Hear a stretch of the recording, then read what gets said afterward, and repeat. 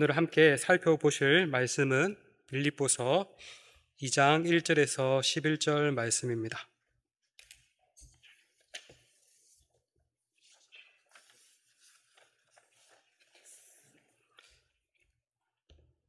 함께 살펴보실 말씀은 빌립보서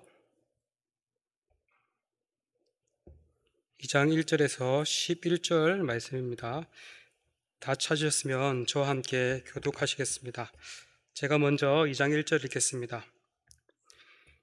그러므로 그리스도 안에서 무슨 겉면이나 사랑의 무슨 위로나 성령의 무슨 교제나 긍휼이나 자기비가 있거든 남을 같이하여 같은 사랑을 가지고 뜻을 합하여 한 마음을 품어 아무 일에든지 다툼이나 허영으로 하지 말고 오직 겸손한 마음으로 각각 자기보다 남을 낮게 여기고 자기 일을 돌볼 뿐더러 또한 각각 다른 사람의 일을 돌보아 나의 기쁨을 충만하게 하라.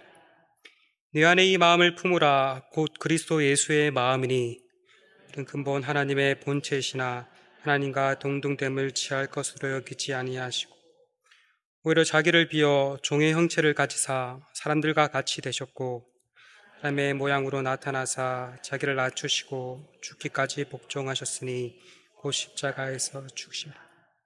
이러므로 하나님이 그를 지극히 높여 모든 이름 위에 뛰어난 이름을 주사 하늘에 있는 자들과 땅에 있는 자들과 땅 아래에 있는 자들로 모든 무릎을 예수의 이름에 꿇게 하시고 함께 읽으시겠습니다. 모든 입으로 예수 그리스도를 주라 시인하여 하나님 아버지께 영광을 돌리게 하셨느니라. 아멘. 오늘은 복음에 합당한 생활 세 번째 겸손에 관해 살펴보려고 합니다. 바울은 빌립보 교회를 향해 복음에 합당하게 생활하라라고 권면을 한 뒤 첫째로 한 마음 한 뜻으로 하나가 될 것을 말을 하였고 둘째로 고난 가운데 두려워하지 말고 담대할 것을 말하였습니다. 오늘은 그 세 번째 덕목으로 겸손에 관해 살펴보고자 합니다. 앞서 바울은 복음에 합당한 삶의 첫 번째 덕목으로 하나됨에 관해 말했습니다. 근데 오늘 본문에서도 다시 하나됨을 언급하며 이 하나됨이 너무나 중요한 가치임을 강조하고 있습니다. 오늘 본문 2장 1절에서 2절입니다. 그러므로 그리스도 안에서 무슨 겉면이라 사랑의 무슨 위로나 성령의 무슨 교제나 긍휼이나 자비가 있거든 마음을 같이하여 같은 사랑을 가지고 뜻을 합하여 한 마음을 품어라고 말을 하고 있습니다. 바울은 1절에서 네 가지 조건절을 사용하여 빌립보 교회가 이미 누리고 있는 복음의 은혜를 상기시킵니다. 그리스도 안에서의 겉면, 사랑의 위로, 성령의 교제, 긍휼과 자비, 이 모든 것은 실제로 빌립보 교회가 누리고 있는 은혜였습니다. 빌립보 교회는 복음을 통해 이미 이러한 겉면, 곧 격려와 위로와 교제와 긍휼과 자비를 경험하고 있었습니다. 바울은 빌립보 교회를 향해 너희가 이와 같은 은혜를 누리고 있지 않느냐? 그러니 이와 같이 살아라 라고 권면합니다. 이 절을 직역하면 다음과 같습니다. 여러분은 나의 기쁨을 충만하게 해 주십시오. 우리말 성경에는 이 구절이 4절로 있는데 본래 2절입니다. 같은 생각을 품고 같은 사랑을 가지고 한 마음이 되어 한 뜻을 품음으로써 같은 생각, 같은 사랑, 한 마음, 한 뜻, 이 네 가지는 모두 하나됨을 가리킵니다. 그리스도의 복음을 통해 은혜를 경험하고 있다면 자연스럽게 이러한 하나됨을 추구하며 나아가야 한다는 것을 말을 하고 있습니다. 여러분, 우리 또한 어떠한 존재들입니까? 빌립보 교회가 누리고 있는 이러한 은혜를 동일하게 누리며 살아가는 자들입니다. 우리 또한 그리스도 예수 안에서 무한한 격려를 받았고 사랑의 위로를 받았고 성령 안에서 참된 교제와 긍휼과 자비를 경험하고 있습니다. 그렇다면 우리 또한 하나됨을 추구하며 나아가야 할 것입니다. 그렇다면 어떻게 하나됨을 이룰 수 있을까요?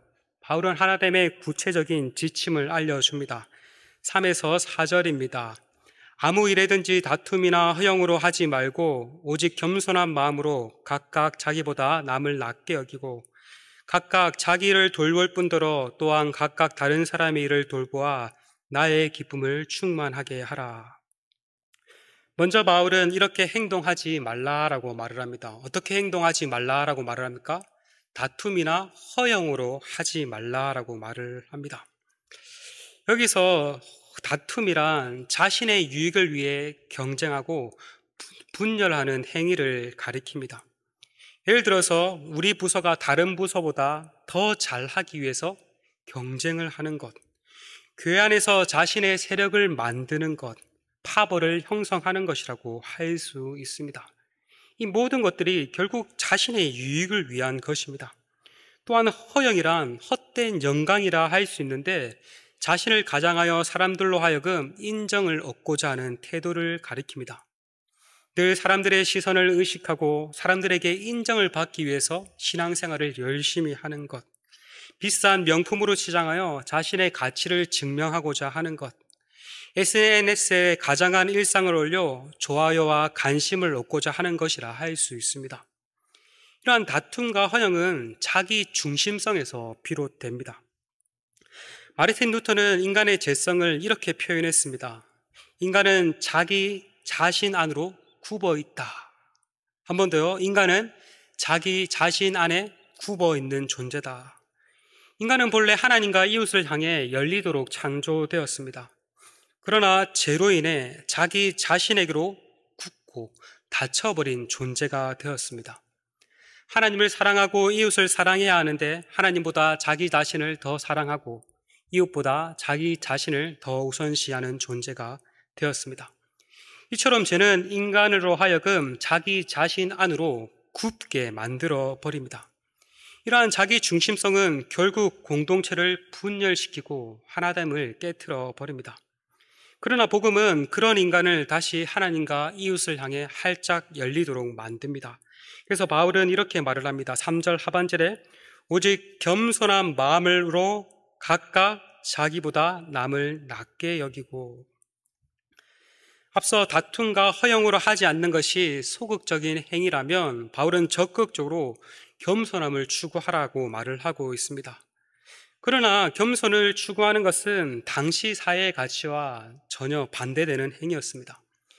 1세기 당시 헬라 로마 사회에서 겸손은 무가치한 것으로 여겨졌습니다. 오히려 약자, 패배자, 노예의 태도로 취급을 받았습니다. 당시 로마 사회는 용기, 명예, 업적, 수사 능력 등을 통해 영광과 존귀를 얻는 것을 최우선으로 여겼습니다. 자신을 드러내고 칭송받고 업적을 기념하는 것을 이상적인 것으로 여겼습니다. 이에 반해 자신을 낮추는 겸손은 명예를 떨어뜨리는 행위로 간주되어 경멸과 증오의 대상이었습니다. 당시 빌립보는 로마의 식민지였으므로 빌립보 사람들 또한 이러한 로마의 가치에 흠뻑 젖어 있었을 것입니다. 빌립보 교회 또한 거기로부터 자유롭지 못했을 것입니다. 그러나 바울은 빌립보 교회를 향해 이 세대의 가치가 아닌 그리스도의 가치를 본받아라고 말을 합니다.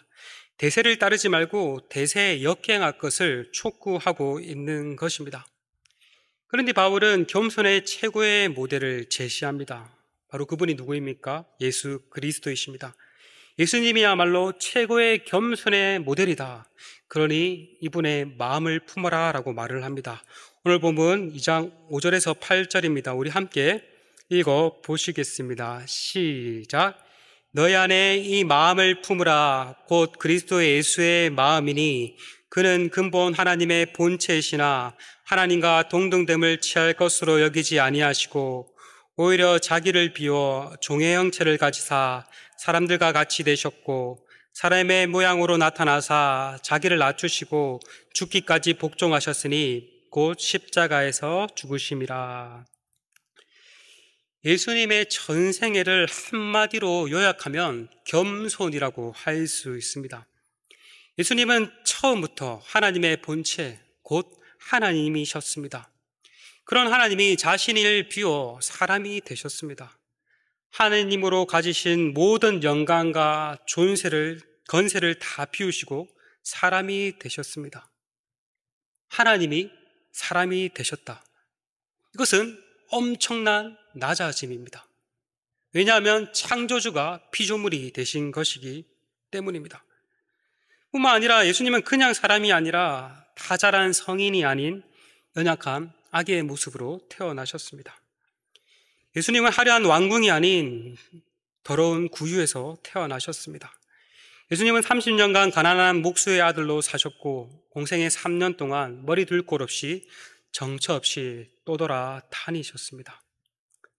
가난하고 소외된 자들을 섬겨주셨고 스승으로서 제자들의 발을 씻김으로써 겸손이 무엇인지를 직접 몸소 보여주셨고 예루살렘에 입성하셨을 때 백마가 아닌 나귀를 타고 겸손한 왕으로 입성하셨습니다. 근데 그것이 끝이 아닙니다. 예수님은 십자가에서 죽으셨습니다.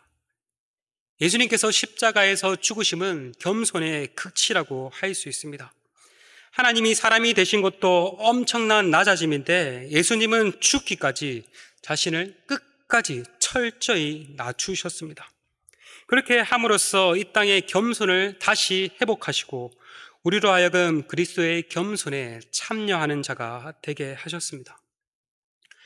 본래 인간은 하나님께 종속된 존재로 겸손히 하나님을 섬기도록 지음을 받았습니다. 하나님을 섬길 때 진정한 만족과 기쁨을 얻도록 창조되었습니다. 그러나 인간은 그러한 하나님의 통치를 거부하고 스스로 하나님처럼 되려고 했습니다. 그 결과 오히려 하나님처럼 되기는커녕 완전히 추락해버렸죠. 이러한 인간의 타락의 근본 원인이 무엇에 있습니까? 바로 교만에 있었던 것입니다. 그래서 C.S. 루이스는 그의 저서 순전한 기독교에서 이렇게 말을 했습니다. 가장 핵심적인 악, 가장 궁극적인 악은 교만이다. 성적 부정, 분노, 탐욕, 술참 같은 것들도 교만에 비하면 벼룩에 물린 자국에 불과하다. 교만이야말로 가장 큰 죄라는 것이죠. 이처럼 인간의 모든 죄는 사실 그 교만이라는 깊은 뿌리로부터 시작이 됩니다. 그러기에 C.S. 루이스는 교만이 가장 핵심적인 악, 가장 궁극적인 악이라고 말을 했던 것입니다. 그런데 예수님께서는 십자가에 죽기까지 낮추심으로써 이 교만의 문제를 해결해 주셨습니다. 다시 겸손을 회복시켜 주셨습니다. 그러므로 그리스도와 연합된 자들은, 그리스도의 예수 안에 있는 자들은 그리스도를 본받아 겸손을 이루며 살 수 있게 된 것입니다. 바울은 빌립보 교회를 향해 막연하게 그저 겸손해라 라고 말을 하고 있지 않습니다. 바울은 복음, 곧 그리스도라는 그 토대 아래서, 그리스도라는 그 렌즈 가운데 겸손을 말을 하고 있습니다. 그러므로 우리는 그리스도를 더 깊이 알아가고 그리스도의 십자가를 더욱더 묵상할 때 마침내 진정한 겸손을 이룰 수 있을 것입니다. 여러분, 우리가 왜 교만합니까? 교만이 언제 불쑥불쑥 이렇게 올라옵니까? 그 이유가 무엇입니까?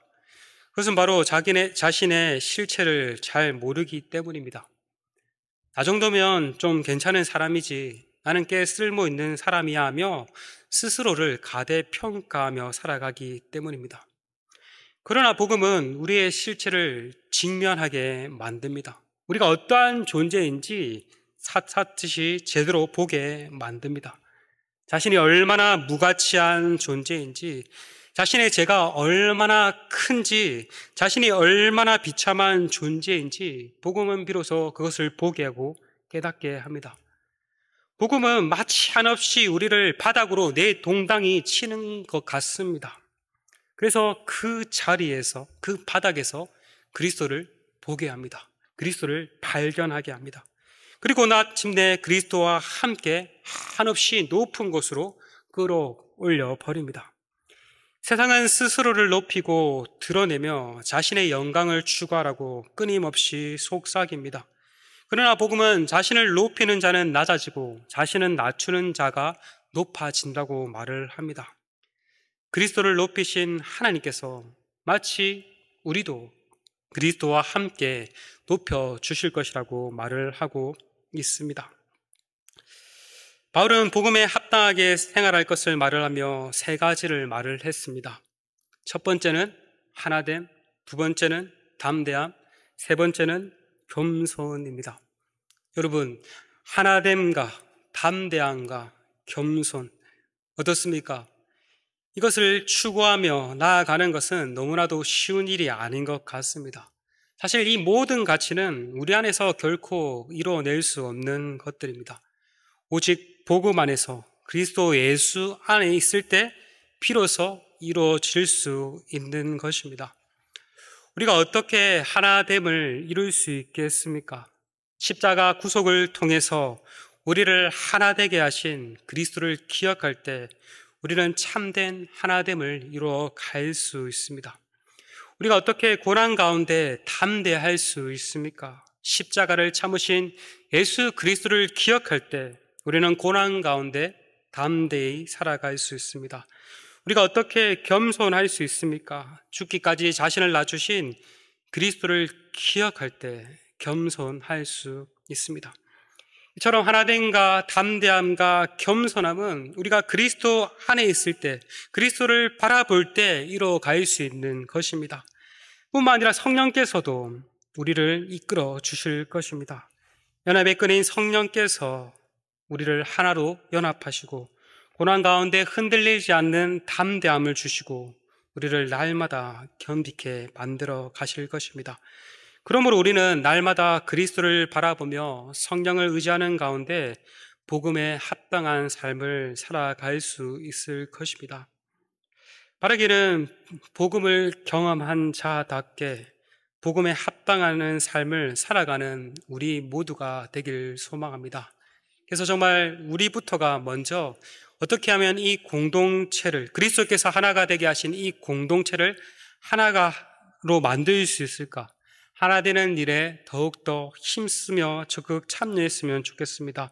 뿐만 아니라 우리의 삶 가운데 불쑥불쑥 다가오는 그 고난 속에서도 절망하거나 낙심하지 아니하고 끝까지 십자가를 참으신 그리스도를 기억함으로써 흔들리지 않고 담대함으로 또 넉넉히 이겨나가며 또한 흔들리고 있는 성도들에게 또 다가가서 그리스도로 말미암는 담대함을 또 붙돋아 줄 수 있기를 소망합니다. 뿐만 아니라 날마다 우리 안에서 불쑥불쑥 올라오는 그 교만함을 그리스도 안에서 누그러뜨림으로써 겸손히 주님의 발자취를 따라 살아가시는 우리 모두가 되시기를 간절히 소망합니다.